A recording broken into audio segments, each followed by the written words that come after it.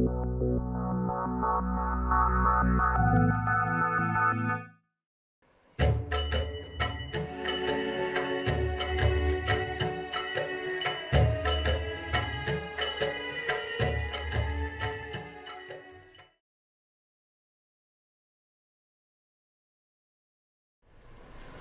तुम सबने परमाणु फिल्म देखी? परमाणु? क्या बेहतरीन मूवी है यार वो। मैं तो कहता हूँ ऐसी मूवीज को ऑस्कर के लिए नॉमिनेट होना चाहिए। सच में यार, बहुत अच्छी फिल्म है। मैंने नहीं देखी। इसकी कहानी क्या है? तुमने अभी तक ये फिल्म देखी ही नहीं? अरे तो तुम्हें देखनी चाहिए ये फिल्म। अच्छा ठीक है, मैं तुम सबको इस फिल्म के बारे में बताता हूँ। ये फिल्म भारतीय न्यूक्लियर प्रोजेक्ट के ऊपर है। कौन सा न्यूक्लियर प्रोजेक्ट?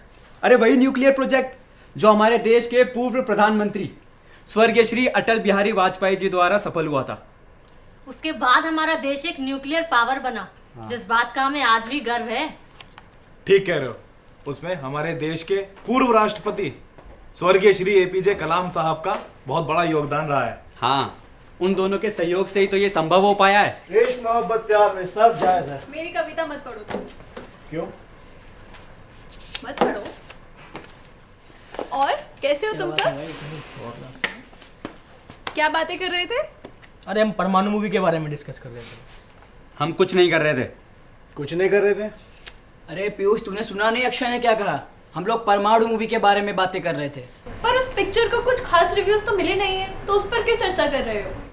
हाँ हाँ, तुम्हें क्यों दिलचस्पी होने लगी? हमारे खान पान, रहन सहन, संस्कृति, सभ्यता हमारी देशभक्ति की फिल्मों में। मतलब कि तुम शैला खान जो हो। एक सेकंड, तेरा शैला खान से क्या मतलब है? तुझे इतनी दिक्कत क्यों हो रही है? वो गर्लफ्रेंड है मेरी। चलो पीयूष, यहाँ से चलते हैं। जाओ जाओ, जल्दी जाओ। जितना जल्दी हो सके ना उतना जल्दी जाओ। क्या मतलब आपका? अरे जो तुमने समझा। कैसे? अरे क्या कर रहे हो? वहाँ से मैम आ गई। हो क्या रहा है यहाँ पर? मैम देखिए ना कैसे बात कर रही है। मैम देखिए ना इस गद्दार को। अरविंद! पीयूष, बिल्कुल तमीज नहीं है तुम दोनों को। अभी पिछले लेक्चर में गांधी जी के बारे में बताया था, अहिंसा परमो धर्म।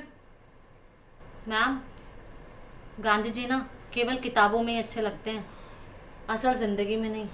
मैम ये ठीक कह रही है। क्या ठीक कह रही है? असल जिंदगी में तो तब अच्छे लगेंगे जब उनकी बातों का तुम अपने जीवन में अनुसरण करोगे। जानते हो साउथ अफ्रीका में उनके साथ क्या हुआ था?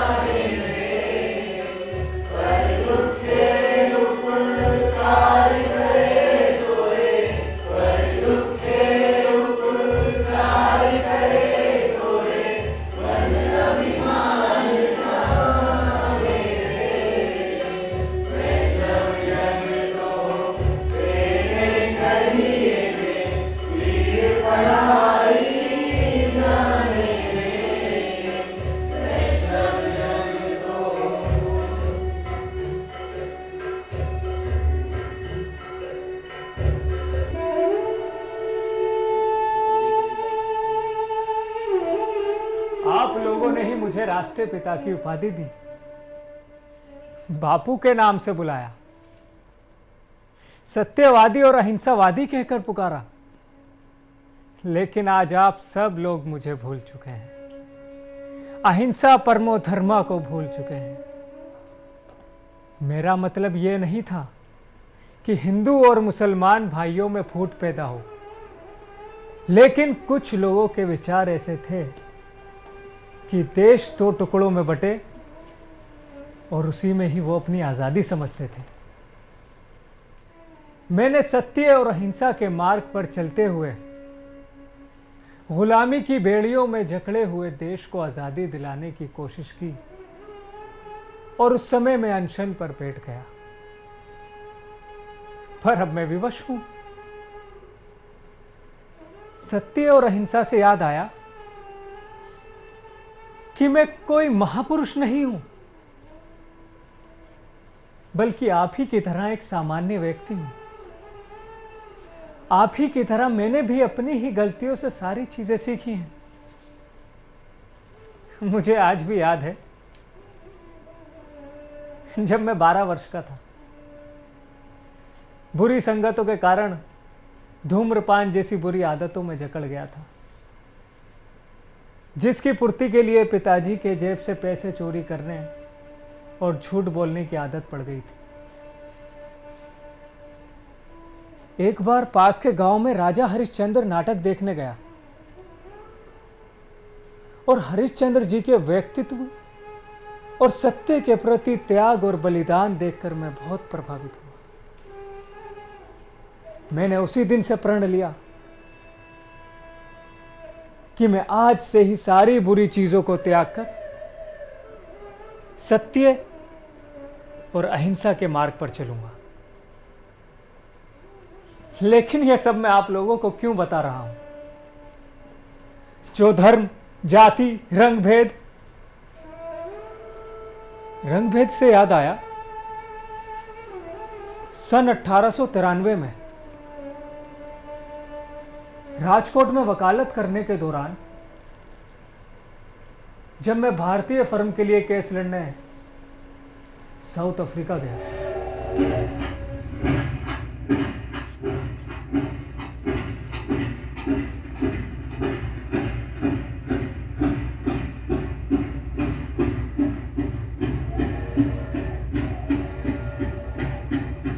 Good morning. Good morning.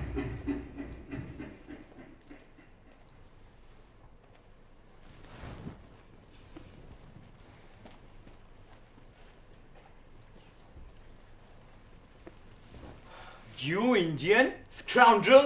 तुम यहाँ क्या कर रहा है? Don't you know this is first class and you are not supposed to sit here. अब बैठा बैठा मेरी शक्ल क्या देख रहा है? निकलो इधर से। What happened? मेरे पास टिकट है, first class ticket. Just put this bloody ticket in your pocket. ये कोच सिर्फ गोरों के लिए है, गोरों के लिए। और अगर तुम अभी यहाँ से नहीं निकला तो हम तुम्हारी शिकायत टिकट कलेक्टर से करेगा। देखिए, मैं इस कोच में टिकट लेके ही बैठा हूं और मेरा पूरा हक है कि मैं यहाँ बैठूं। आपको परेशानी है तो अब टिकट कलेक्टर से बात कर लीजिए। वाओ, तो अब तुम अपना हक की बात भी यहाँ करने लगा है। आज इस कोच पर और कल को हमारा कंट्री पर हम तुम्हारा ये ड्रीम कभी पूरा नहीं होने देगा। You just sit, I'm coming. Stupid Indian. That man. लाओ अपना टिकट दिखाओ। यस, मेरे पास फर्स्ट क्लास टिकट है और एक जेंटलमैन मुझे यहाँ से उठने के लिए कह रहे हैं। ठीक है, तुम मेरे साथ आओ।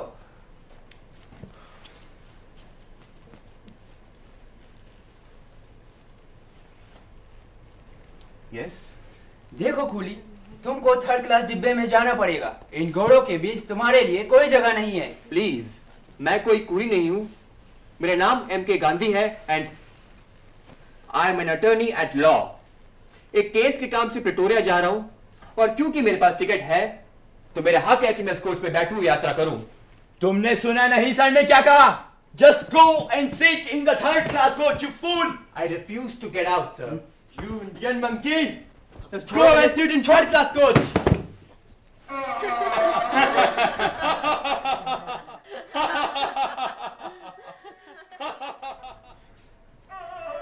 इंसानियत इंसानियत तो बिल्कुल है ही नहीं इन गौरों के अंदर। ये तो मानवता पर अन्याय है। क्या ये सिर्फ मेरे ही साथ हुआ है या फिर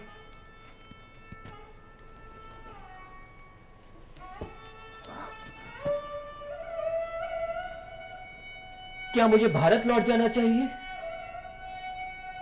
या फिर भारतीयों के साथ हो रहे इस अन्याय के खिलाफ संघर्ष करना चाहिए? लेकिन कैसे?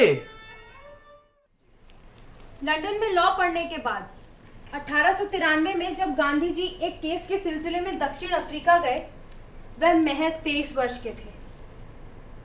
वहां पहुंचते ही उन्हें ना सिर्फ ट्रेन से बाहर फेंका गया, बल्कि उन्हें ऐसे कई तरह के धर्म, जाति और रंग के नाम पर भेदभाव का सामना करना पड़ा।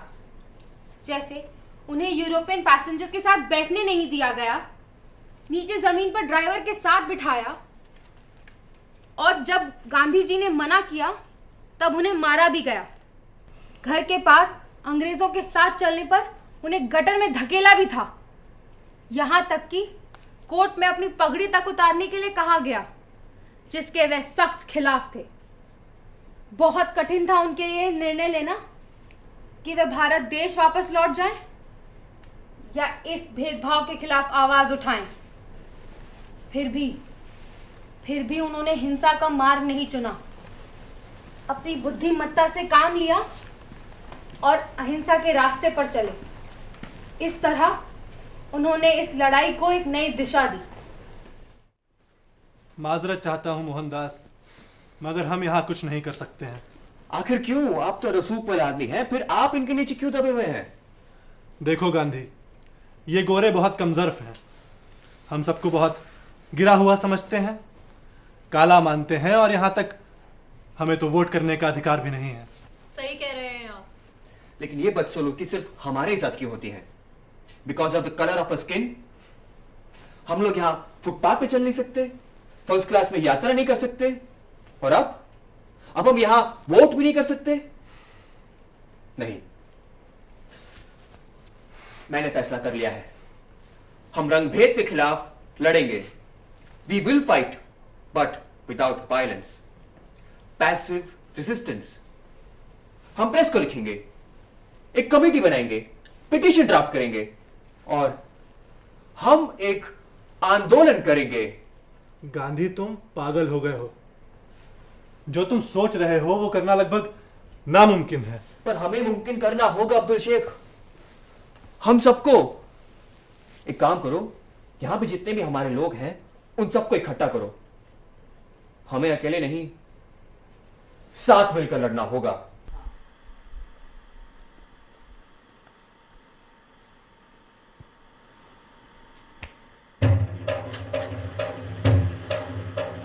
चल पड़े हैं एक होने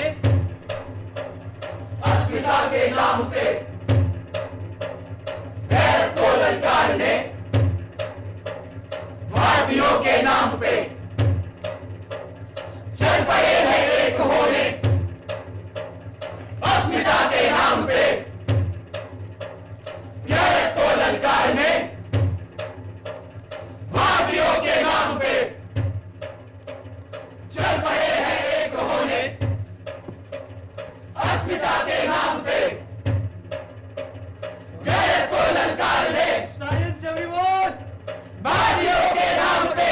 सोल्जर्स, चल पड़े हैं एक होने, टेक आउट योर राइफल्स, अस्मिता के नाम पे। रेज़ द बॉल, गैरत को ललकारने भारतीयों के नाम पे।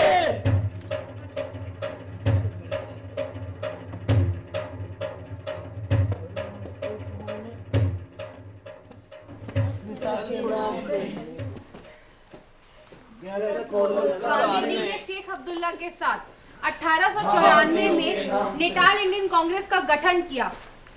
उन्होंने दक्षिण अफ्रीका में रहने वाले 2000 भारतीयों के साथ उस भेदभाव को खत्म करने के लिए वो पास जलाया। इससे उनकी गिरफ्तारी हुई और अन्य भारतीयों ने भी अपनी गिरफ्तारी दी। लेकिन एक गिरफ्तारी से बापू कहां रुकने वाले थे। सालों के दृढ़ विश्वास के साथ वे अपने फैसले पर अटल रहे और इससे अन्य भारतीयों ने भी आंदोलन के प्रति समर्थन दिया। वह कहते थे, पहले वो आप पर ध्यान नहीं देंगे, फिर वो आपसे लड़ेंगे, फिर वो आप पर हंसेंगे और अंत में आप जीत जाएंगे। पूरे 21 साल तक चली उनके संघर्ष की लड़ाई। अंततः एक दिन ऐसा भी आया जब उनकी बात सुनी गई। आइए। मोहनदास, मोहनदास, देखो तुमसे मिलने कौन आया है। आइए शेख अब्दुल्ला, जेल में भला मुझसे मिलने कौन आ सकता है? ये प्रेस से हैं, बहुत जाने माने प्रेस से। Oh, hi, I am Sara from SA news. Nice to meet you ma'am. Please बैठिए। Thank you. आप भी बैठिए, जेल में बस इतनी ही व्यवस्था है।